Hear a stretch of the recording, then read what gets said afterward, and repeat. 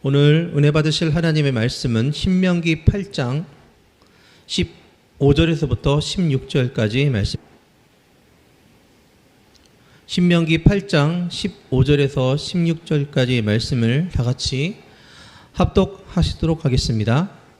너를 인도하여 그 광대하고 위험한 광야 곧 불뱀과 정갈이 있고 물이 없는 간조한 땅을 지나게 하셨으니 또 너를 위하여 단단한 반석에서 물을 내셨으며 내 조상들도 알지 못하던 만나를 광야에서 내게 먹이셨나니 이는 다 너를 낮추시며 너를 시험하사 마침내 내게 복을 주려 하심이었느니라. 아멘. 자, 저는 오늘 마침내라는 제목으로 말씀을 전하고자 합니다. 한번 따라해 보십시다. 마침내. 네, 마침내. 네. 우리가 창세기를 읽어보면은 1장부터 50장까지 되어 있는데요.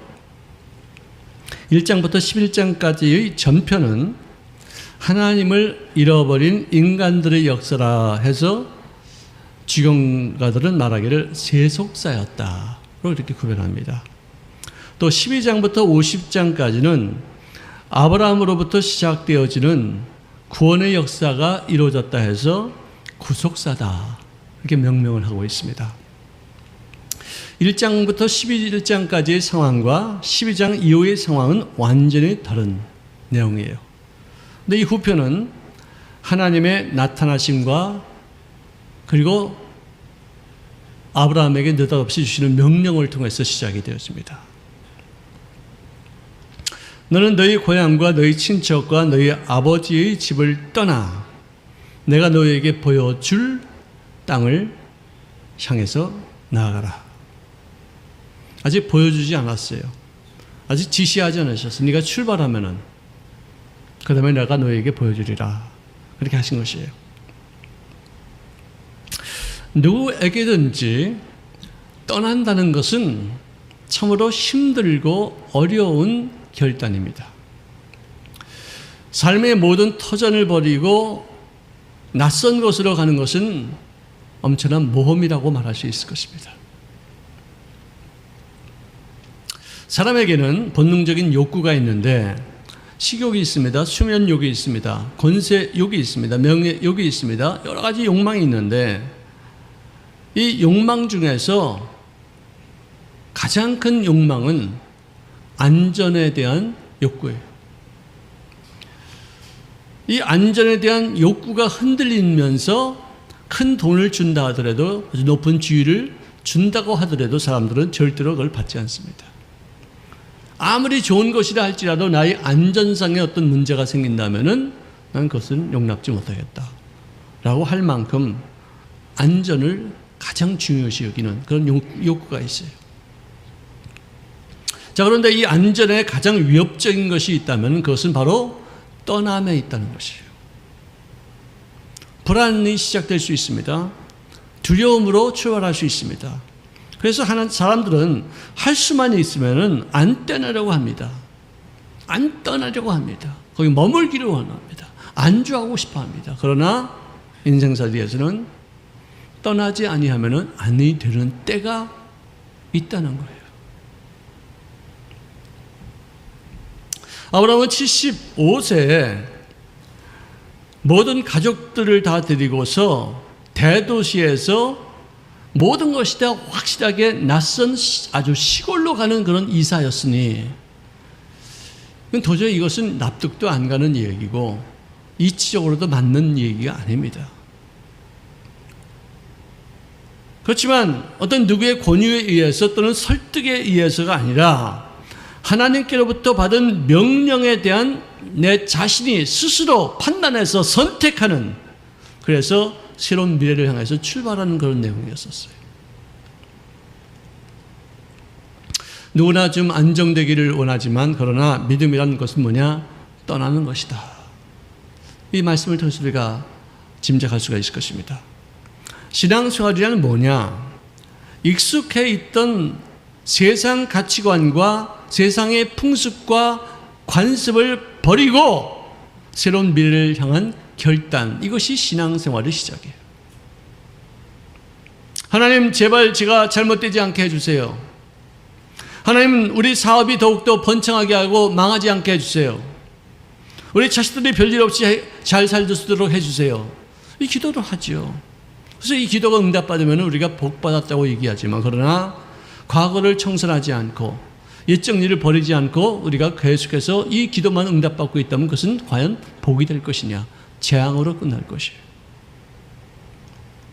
떠나지 못한 과거의 그 쓴뿌리들이 끊임없이 우리들의 삶에 갈등과 번민과 다툼을 일으킬 수밖에 없게 된다는 것이에요. 아브라함의 아버지 데라는 창세기 11장 31절 이하에 보니까 자기 모든 식구들을 다 데리고 가나안 땅으로 가고자 했습니다. 그 목적지가 있었어요. 분명히 가나안 땅으로 가고자 했는데 하란에 이르러 거기에 거류하였으며 205세가 되어서 하란에서 죽었다라고 기록합니다.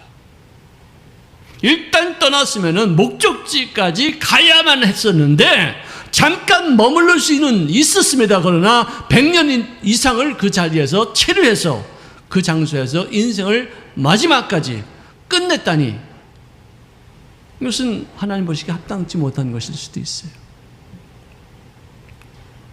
그래서 아브라함도 아마 일단 출발했습니다.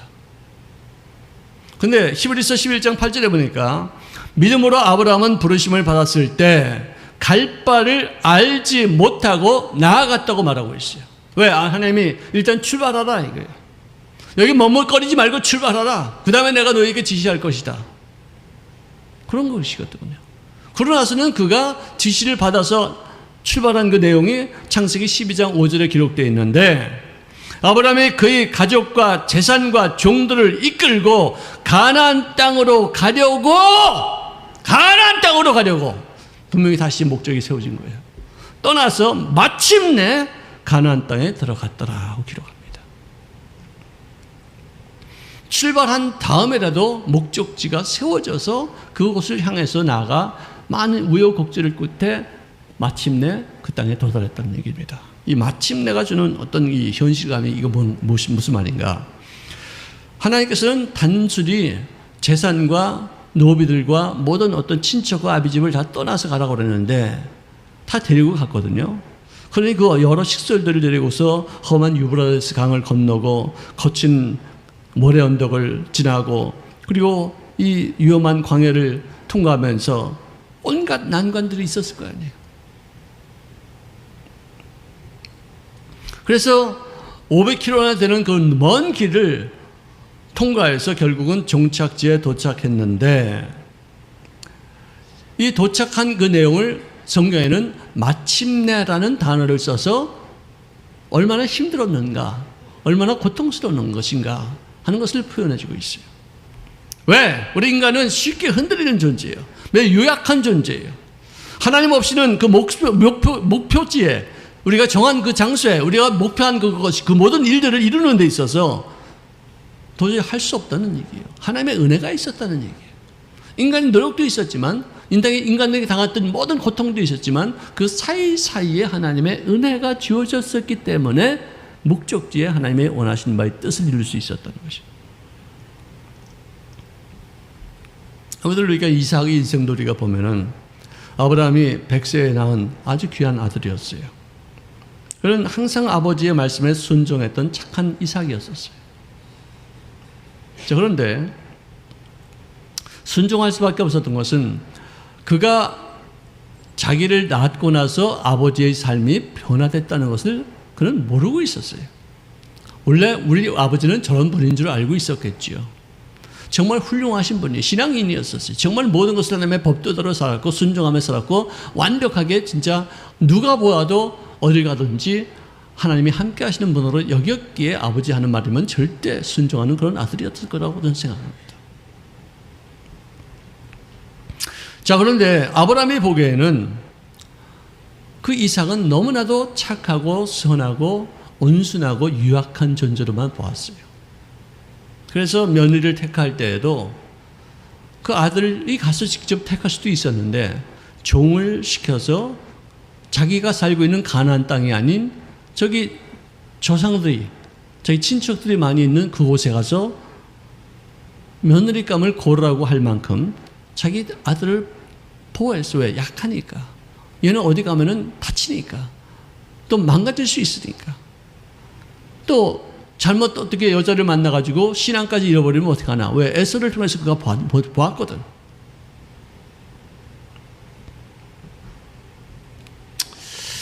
자, 창세기 24장 4절에 보니까 이삭의 아내는 타락한 그 가나안 땅에서 말고 내 고향과 내 족속에 가서 택하라고 말하고.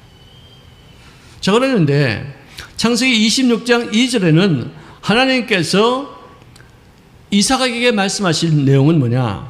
애굽으로 내려가지 말고 내가 너에게 지시하는 땅에 거주하라. 아브라함에게는 항상 내가 지시하는 곳으로 가라, 출발해라, 이거 해라, 저거 해라, 밤새 그랬는데 하나님께서 이삭에게는 그냥 가만히 있어라. 너 거기 갔다가 또 다친다. 내가 이제 앞으로 너가 이 땅에 있는 동안에 지시할 땅이 있을 테니까 그쪽으로 향해서 가야지. 너는 안 된다. 여기 가만히 있는 게 낫겠다. 너같이 이렇게 착한 애가 어디 가서 다치면 어떡하냐. 뭐 유혹당해서 또 세상 사람이 되면 어떡하느냐. 이런 모습으로 주님께서 그를 보호하셨어요. 자, 이제 이삭이 태어났을 때 14살 위 형이었던 이스마엘이 그를 장난질 치고 조롱하고 못살게 굴고 괴롭혔어요. 그것을 보았던 사라가 그 용납이 되겠어요? 종이 아들이 자기 아들 갖고서 이렇게 막 짓거리 하는 거 보니까 도저히 못 견뎌가지고 가정 풍파가 막 일어난 거예요. 그래서 아브라함이 견디다 못해서 하나님 앞에 기도했더니 그들을 내버려라. 이삭이 어린 나이였지만 그런 고통을 당했고 그런 어떤 그런 짓밟힘도 당했었지만 또 그것 때문에 집안이 이렇게 뭐 망가지는 어떤 그런 것도 이렇게 뭐 형까지도 또 작은 엄마까지도 이렇게 나가는 그런 어떤 어려운 일들도 그가 아마 보았을 거 아니겠어요. 그리고 제일 무서웠던 것은 아마 트라우마로 평생 그 마음속에 큰 고통이 됐을지도 몰라요. 아버지한테 잡혀서 꽁꽁 묶여가지고 칼로 찔림을 당해서 모리아산에서 제물로 바쳐질 뻔했었던 그 놀라운 그 충격적인 사건은 평생 그런 트라우마가 되어서 고통이 됐을지도 몰라요. 그리고 하나님께서는 애굽에 내려가지 말라. 내가 너에게 지시할 땅으로 가라고 했는데 그랄과 애굽 사이에서 머뭇거리다가 갑자기 아비가엘인가? 아비멜렉인가? 이 왕의 어떤 시선을 의식해서 자기 아내를 자기 아버지처럼 누이라고 속이는 거예요. 왜? 이 아내 때문에 내가 죽겠다 싶으니까. 근데 아버지가 한 것을 자식이 한 이유가 어머니가 이 말을 해줬을까? 이웃 사람들이 이 말을 해줬을까? 모르죠. 본능적으로 할까? 이 집안의 지금 내력이 이런 것인가? 모릅니다.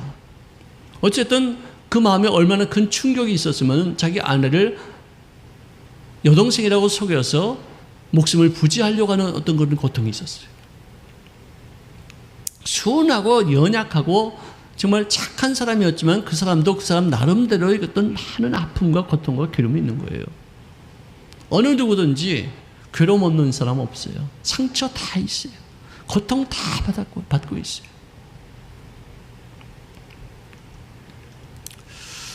자, 그랬는데 이렇게 해서 겨우 이제 아비멜렉이 그 이삭이 자기 여동생을 이렇게 품에 안고 있는 것을 보고서 안 되겠다. 이건 큰일 나겠다. 얘 건드렸다가는 또 하나님 앞에 큰 저주를 받겠다 싶어서 공포하기를 이삭과 이 아내를 건드린 사람은 내가 죽이겠다. 그렇게 공포하고 나서 그들을 보호합니다.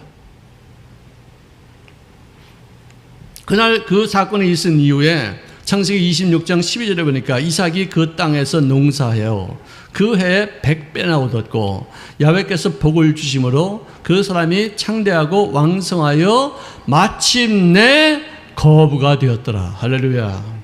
여기서 또 마침내라는 말을 여기서 써요. 원수란 사람도 성공은 우여곡절 끝에 되는 것이다. 이거예요. 평탄하게 성공하는 것은 아무것도 없다. 이거야. 많은 역경과 고통과 상처와 아픔을 겪고 나서야 이 성공이 이루어지는 것이지 그냥 수월하게 되는 것은 없다는 것을 우리에게 암시하는 것이 아니겠습니까? 특별히 이삭은 목축업자였어요. 목동이었었어요. 그런데 그가 농업에 종사하게 된 그런 상황이니까 아니 아니 목동이라던 사람이 농사일을 제대로 할 수 있었겠어요? 아마 딴 사람이 놀 때 더 많이 일을 했을 것이고 남들이 잠잘 때 더 꾸준하게 노력하고 또 시행착오를 많이 겪으면서도 인내하고 또 참고 견뎠을 거 아니겠어요? 남들이 낭비할 때 저축 없이 어떻게 쉽게 이렇게 거부가 될 수가 있었겠습니까? 또 하나님이 그 뒤에서 복을 주지 않으시면 어떻게 이런 일들이 일어날 수 있었겠어요? 큰 인물이 되는 것, 큰 부자가 되는 것, 한 분야의 고수가 되는 것, 이 우연히 이루어지는 경우가 없습니다. 인간의 땀이 있었고 하나님의 은혜가 있기 전에는 그런 일이 있을 수가 없는 거예요. 그래서 이 마침내라는 이 단어는 상당히 깊은 의미를 품고 있습니다. 자, 그리고 우리가 어떤 복을 받았다 합시다. 그래도 역경 없이 받은 복, 고난받지 않고서 받은 그런 복, 그리고 각고의 수고와 절제 없이 받은 복은 오래가지 않아요. 이걸 우리가 많이 누릴 수가 없게 되어져요. 시련의 목적이 무엇입니까? 그에게 변화를 가지고 오게 해서 하나님의 영광이 되는 어떤 삶을 살게 하는 그것이 바로 시련의 어떤 그런 그 이유가 되지 않겠습니까? 의인이 받는 시련은 영원히 가지 않습니다.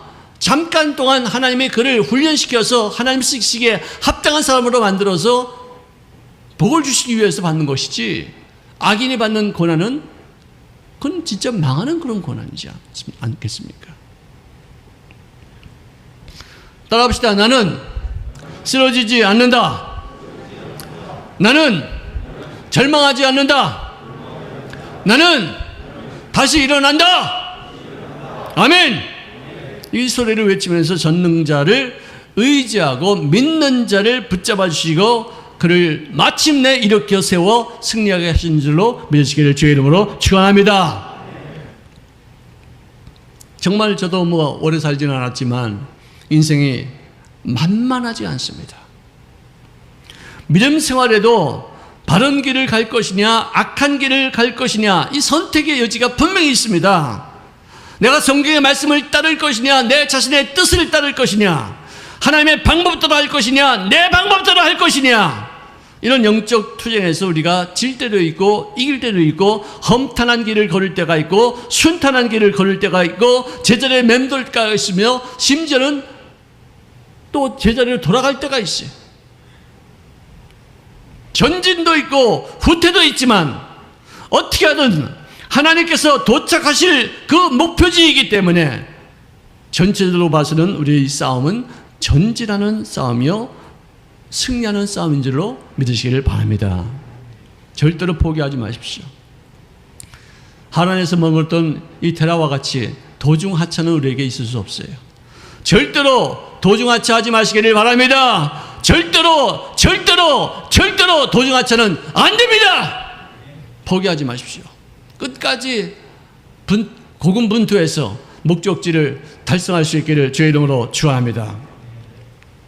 오늘 이 본문 말씀에도 너를 인도하여 그 광대하고 위험한 광야 곧 불뱀과 전갈이 있고 물이 없는 간조한 땅을 지나게 하셨으며 또 너를 위하여 단단한 반석에서 물을 내셨으며 내 조상들도 알지 못하던 만나를 광야에서 너에게 먹이셨나니 이는 다 너를 낮추시며 너를 시험하사 마침내 내게 복을 주려 하시면는데요. 할렐루야. 낮아져야 돼요. 하나님이 우리에게 시련을 주시는 그 이유가 뭐냐? 낮아지기 위해서. 낮아지면은 끝이 없어요. 계속 낮아질 수 있어요. 복은 쉽사리 얻어지는 것이 아닙니다. 광야 생활 40년간에 낮추시고 시험하사 반드시 대가를 치른 후에야 마침내 복이 임하는 것이라고 성경 기록하고 있어요. 이런 복이야말로 이렇게 해서 얻은 그런 복이 내 당대에서만 끝나지 아니하고 자손 대대까지 이어지면서 누릴 수 있는 복이라는 것이죠. 하나님께서 우리에게 실패를 허락하실 때가 있습니다. 고통의 빠지게 할 때가 있습니다. 좌절감을 느끼게 하실 때도 있습니다. 그렇지만 이 모든 일들은 우리를 지금도 훈련하고 계시다는 사실을 믿으시기를 바랍니다. 이런 세월이 없이 성공하려 하는 사람들이 있다면 착각입니다. 투자 없이 거들려가는 의외에 많은 사람들이 있는데, 아니 고난 없이 쉽게 모든 것이 다 이렇게 총통하게 만사형통, 절대로 그런 법이 없어요. 특히 택한 백성들을 향해서 하나님이 어떤 일을 맡기실 때, 또 그를 복을 통해서 그의 자손들에게 복을 주실 때 엄청난 시련과 아픔과 고통이 반드시 있게 되어 있어요. 아브라함과 이삭 그리고 그들의 후손 이스라엘 백성들의 이야기는 바로 우리들의 이야기예요. 남들의 얘기가 아니에요. 시편 37편 7절에 보니까 야훼 앞에 잠잠하고 참고 기다리라. 이 말의 뜻이 뭐냐? 준비하라 뜻이에요.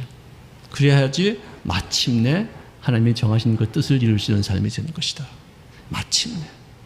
여러분들 마침내 지옥 가더라. 이게 비참한 얘기죠. 마침내 그 사람 망했더라. 아닙니다. 우리는 마침내 천국 갑니다. 가나안 땅에 들어갑니다. 마침내 복을 얻게 됩니다. 마침내 자손 만대로 약속하신 그 놀라우신 뜻이 우리들의 가계를 통해서 훌륭한 인물들이 배출되어지며 우리들의 모든 삶을 통해서 하나님 이름을 욕되게 하지 않냐고 그 이름을 창대케 하는 데 쓰임받는 인물이 다 되어지게 될 줄로 믿습니다. 신앙 때문에 받는 고통 반드시 있습니다. 내가 예수 믿기 때문에 받는 아픔 반드시 있어요. 성경은 그것을 정말로 적나라하게 표현하고 있지 않습니까? 내가 예수 믿는 것 때문에 내가 화날 일도 있어요.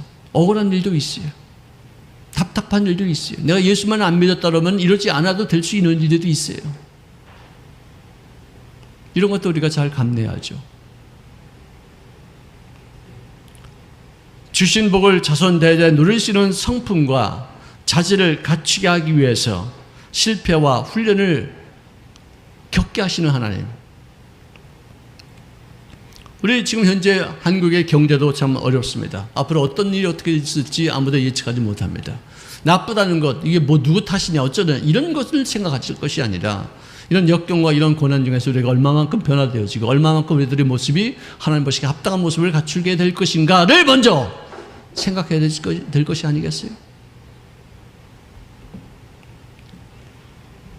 실패는 실패가 아닙니다.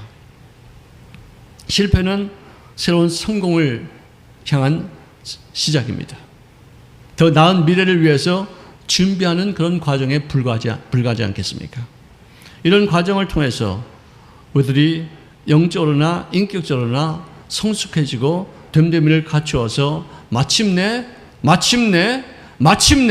합력하여서 성을 이루시사 큰 복을 받아 누리게 하시는 하나님을 찬양하시는 날이 오게 될 줄로 믿습니다. 결단코 포기하지 마십시오. 결단코 누구 탓하지 마십시오. 결단코 내 자신을 돌보지 마십시오. 내 자신의 잘못된 부분만 생각하십시오. 내 자신의 잘못된 부분을 주님 앞에 아뢰을 것이 무엇이 있는 것인가를 살필 수 있는 죄를 되어지기를 바랍니다. 내 자신을 살피고 스스로 좌절하고 낙담하지 말고 그것을 통해서 남 앞에 나아가 더욱더 씻음받고 또 용기를 얻고 격려를 받고 또 위대한 꿈을 받게 되어져서 더욱 미래를 아름답게 만들 수 있기를 주의 이름으로 축원합니다. 기도하겠습니다.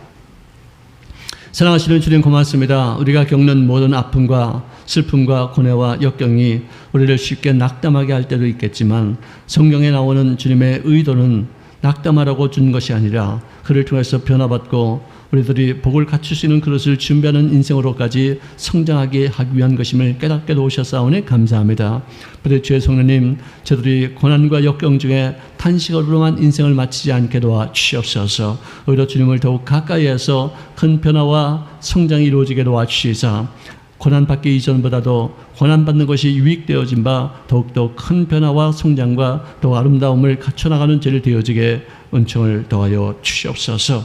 예수님의 이름으로 축복하며 기도합니다. 아멘.